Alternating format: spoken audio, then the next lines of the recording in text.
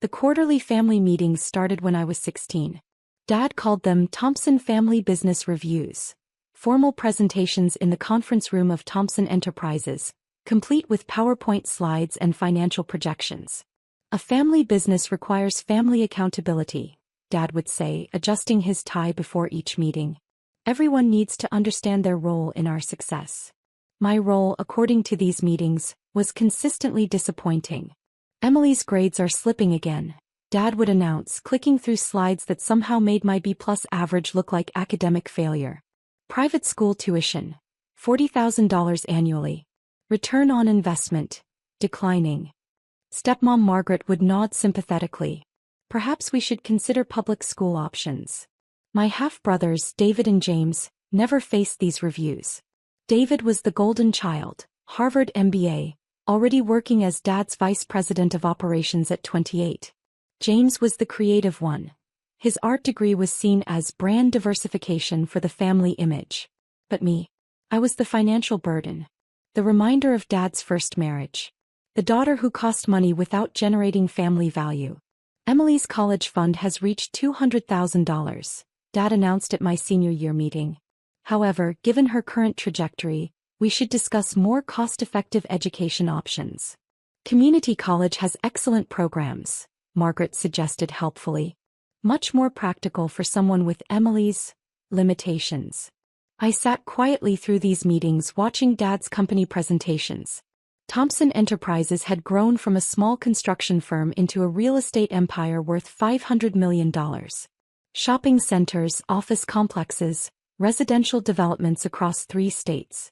What Dad didn't know was that I'd been paying attention to more than just his criticism. During these quarterly meetings, I heard about pending deals, expansion plans, cash flow problems. Dad treated me like furniture, discussing sensitive business information as if I couldn't understand it. The Phoenix project needs an additional $50 million injection, Dad would tell Margaret while I sat right there. Our traditional lenders are getting nervous about the commercial real estate market. What about private investors? Margaret would ask. We're exploring options. Anonymous investment groups, overseas capital. The key is finding money without giving up control. By my junior year of high school, I'd started researching Dad's business model. Not because I cared about the family company, because I wanted to understand what he actually did all day besides criticize me. Thompson Enterprises was impressive but fragile. Dad leveraged everything heavily, borrowing against properties to fund new acquisitions. It worked beautifully in a growing market, but one bad economic turn could topple the whole empire. More importantly, I discovered that Dad regularly sought anonymous investors for specific projects. Shell companies and investment firms that provided capital without demanding board seats or operational control. I started small during college. A $5,000 investment in a REIT that I'd researched thoroughly. It doubled in 18 months. I reinvested the profit and doubled it again. By sophomore year, I had $40,000 in a portfolio that was growing 300% annually. I studied finance obsessively, not because I loved business, because I was furious. Every quarterly meeting where Dad called me a burden, every suggestion that I wasn't worth the family's investment, every comparison to my successful half-brothers made me more determined to prove something. But not to them. To myself. By graduation, my portfolio had reached $500,000. I told the family I was taking a gap year to find myself, which made Dad roll his eyes and Margaret suggest I get a job at Starbucks to learn work ethic. Instead, I spent that year learning everything about real estate investment. I studied Dad's industry, analyzed his competitors, identified the exact market gaps that Thompson Enterprises was positioned to fill. When Dad announced at the next quarterly meeting that Thompson Enterprises needed $75 million for a new mall development in Austin, I was ready. Through a series of carefully structured shell companies, I became an anonymous investor in Thompson's Austin project.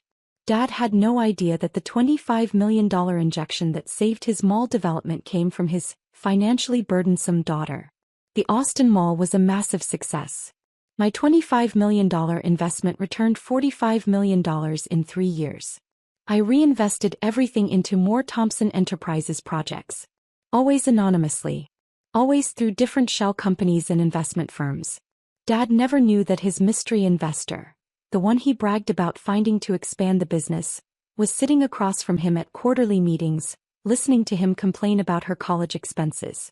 By age 25, I owned $200 million worth of Thomson Enterprises through various investment vehicles. I was technically Dad's largest single investor, controlling nearly 40% of his company's debt financing. But at family meetings I was still the disappointing daughter. Emily's still living in that tiny apartment, Dad announced at last month's quarterly review. 25 years old, working at a nonprofit, no real career prospects. It's concerning, Margaret agreed. David was already making six figures by her age. I worked at a literacy nonprofit that paid $35,000 annually, barely enough to cover my modest lifestyle. What they didn't know was that I'd structured my investments to generate enough passive income to live comfortably while maintaining the appearance of financial struggle. Perhaps it's time for some tough love, Dad continued, clicking to his next PowerPoint slide. We can't keep subsidizing underperformance indefinitely. What do you mean? I asked. Your health insurance, car insurance, family vacation expenses. Small amounts individually, but they add up. The family is supporting someone who isn't contributing to family success. David nodded from across the table. That's right. Margaret and I both work directly for Thomson Enterprises. James's art connects to our hospitality properties. Everyone contributes except. He didn't finish the sentence, but the implication hung in the air. I think it's time to establish clearer expectations, Dad continued. Family support should correlate with family contribution. What kind of expectations? I asked carefully. Margaret leaned forward. Well, you could join Thomson Enterprises. Start in an entry-level position, work your way up.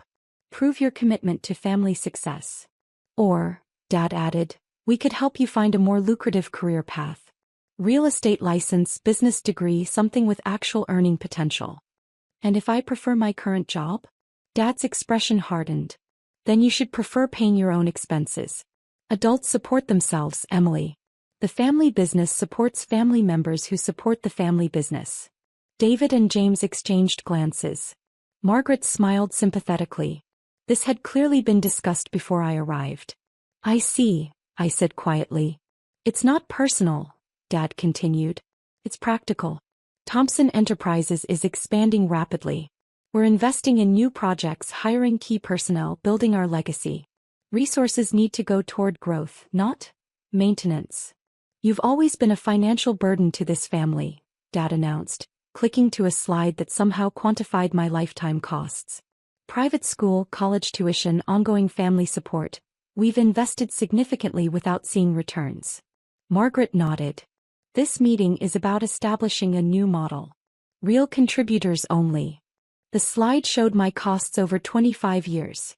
$800,000 in education, housing support, insurance, and miscellaneous family expenses. Compared to David's slide, which showed his contributions to company growth, it looked damning. Do you understand what we're saying? Dad asked.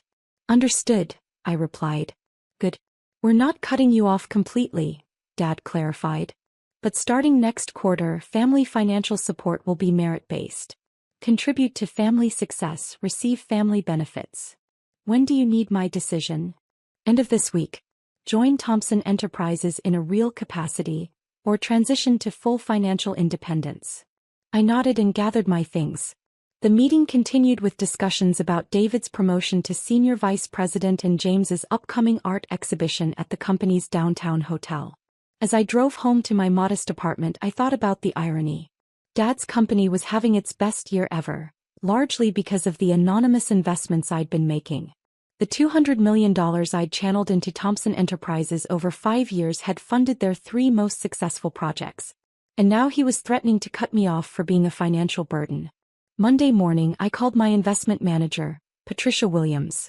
Emily, good to hear from you. How did the family meeting go? Patricia was one of the few people who knew about my investment strategy. She managed my portfolio through Williams Capital Management, ensuring that all investments in Thomson Enterprises remained anonymous and legally protected. It went exactly as expected, I said. Patricia, I need you to initiate a complete liquidation of all holdings related to Thomson Enterprises.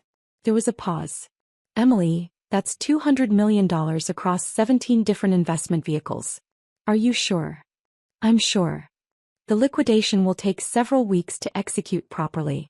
And Emily, withdrawing this much capital simultaneously will create serious problems for Thompson Enterprises. Their expansion projects are leveraged against these investments. I understand. Their Austin Mall, Phoenix office complex, and Denver residential development are all financed through your investment structures. If you pull out, those projects will lose funding immediately. That's the point. Patricia sighed. What about the new Orlando resort project? They just broke ground last month. Your investment firm provided $75 million for that development. Liquidate everything. I want complete divestment from Thompson Enterprises by Friday. Emily, this will likely force the company into emergency restructuring. Your father will lose control of several major projects. Patricia, my father just informed me that I'm a financial burden who needs to prove my worth to the family. I'm simply reducing his burden. Understood. I'll begin the liquidation process immediately. Emily, this is going to be very public. Thompson Enterprises is a prominent company. When $200 million in funding disappears overnight, it will make business news. Good. Your father will eventually trace the investments back to you. Let him. I hung up and went to work at the literacy nonprofit. It was a normal day, helping adults learn to read, organizing volunteer schedules, applying for grants. My coworkers had no idea that I'd just triggered the collapse of a $500 million real estate empire. Tuesday morning, Dad called me at 6:47 a.m. Emily, I need to talk to you immediately. What's wrong? Everything. Thompson Enterprises is in crisis. Our largest investor is pulling out. $200 million gone. They're liquidating everything. Oh no. That sounds terrible. Terrible? Emily, this is catastrophic. The Orlando project is shut down. Phoenix is suspended. Austin might have to sell to cover debts. I don't understand what happened. Did they give you a reason? Williams Capital Management says it's a strategic restructuring, but the timing makes no sense. These were long-term partnerships. Why would they suddenly liquidate everything? I could hear papers shuffling, voices in the background. Dad was clearly at the office, probably in an emergency meeting. Is there anything I can do to help? Help? Emily, this is a $200 million problem. The company might not survive this. 25 years of building and it could all be gone. I'm so sorry. Is the family okay financially? The family. Dad's voice cracked. Emily, if Thompson Enterprises fails, there is no family money. David and James work for the company. Margaret's lifestyle depends on company profits. Everything we have is tied to these projects. What about emergency funding? Other investors? That's what I'm working on, but Emily, nobody has $200 million sitting around. This investor was our backbone. Without them, we can't complete any of our current projects. Through the phone, I heard Margaret's voice. Richard, the lawyers are here. I have to go, Dad said. Emergency board meeting. Emily, don't worry about the family meeting stuff from Sunday. We have bigger problems now. He hung up before I could respond. Wednesday's local business journal ran the headline.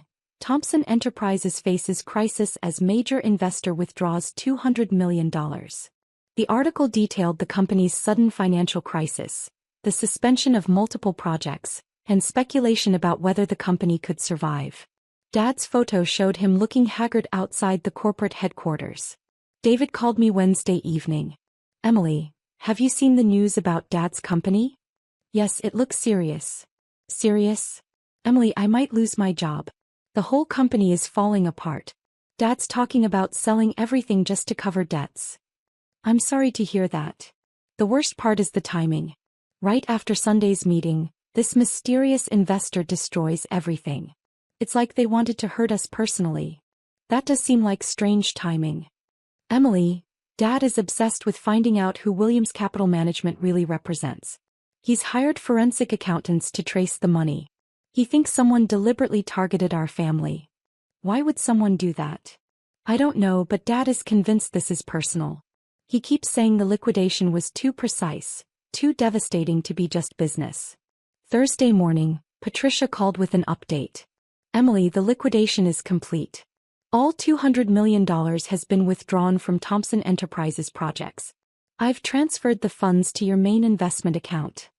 How is Thompson handling it? Not well. They've had to halt construction on 3 major projects. The company's stock price has dropped 67% since Monday. They're scrambling to find replacement funding, but $200 million is difficult to replace quickly. What about the forensic investigation David mentioned? That's what I'm calling about. Your father has hired Blackstone Financial Forensics to trace the investment origins. They're very good at what they do. Will they find me? Eventually, yes.